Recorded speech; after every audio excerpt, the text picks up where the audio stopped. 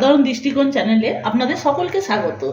এই বর্ষার ওয়েদারে যদি কেউ বিকালের দিকে একটু স্ন্যাক্স আইটেম খেতে চায়, তার জন্য আজকে বানাবো ফ্রেঞ্চ ফ্রাইস। ফ্রেঞ্চ ফ্রাইস বানানোর জন্য লাগবে আলু। আলুগুলোকে এরকম করে কেটে নিতে হবে, এইরকম সাইজে কেটে নিতে হবে। আর লাগবে বিট নুন, একটু চাট মশলা, এমনি নুন লাগছে, কর্নফ্লাওয়ার লাগছে, রেড চিলি পাউডার লাগছে। প্রথমে গ্যাসটাকে অন করে নিলাম। এবার একটা কড়া বসিয়ে এর মধ্যে আমি দিয়ে দেবো কিছুটা জল।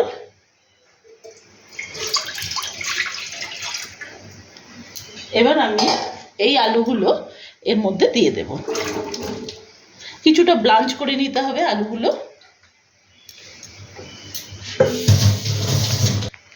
10 মিনিট বাদে আলুগুলোকে আমি ব্লাঞ্চ করে ফিরে আসছি। 10 মিনিট বাদে ফিরে এলাম। আলুগুলো মোটামুটি ব্লাঞ্চ হয়ে গেছে। এবার আমি এইগুলোকে নাবিয়ে দেব, এর মধ্যে ছেঁকে নেব।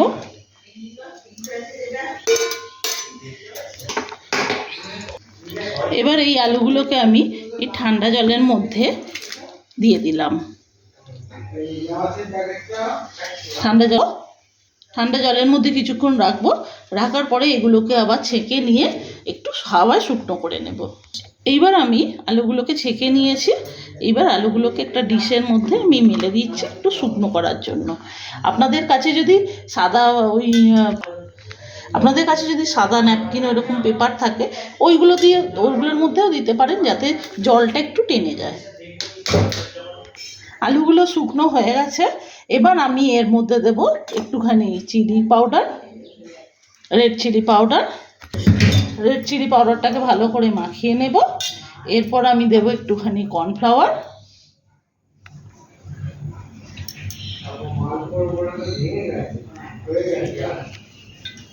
কর্নফ্লাওয়ারগুলোকেও এর মধ্যে ভালো করে মাখিয়ে নেব।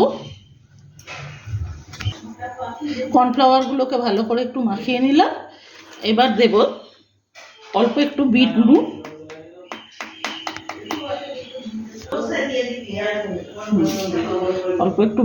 দিলাম। আর অল্প একটু এবার একটু এমনি নুন দেব, দিয়ে আবারও একটু ভালো করে হালকা হাতে মাখিয়ে নেব। করে নিয়েছি। এবার আমি কড়াতে তেল দিয়ে দিলাম। ডিপ ফ্রাই করার জন্য তেল দেব। তেল গরম হয়ে গেছে। এবার আমি এই আলুগুলোকে আমি ছেড়ে দেব। ডিপ ফ্রাই করার জন্য কড়াই দিয়ে দিচ্ছি।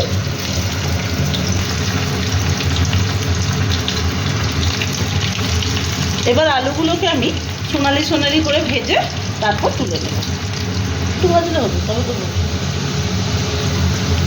এইবার সোনালি করে ভাজা হয়ে গেছে। এবার এইগুলোকে আমি তুলে নেব, একটা প্লেটের মধ্যে তুলে নেব।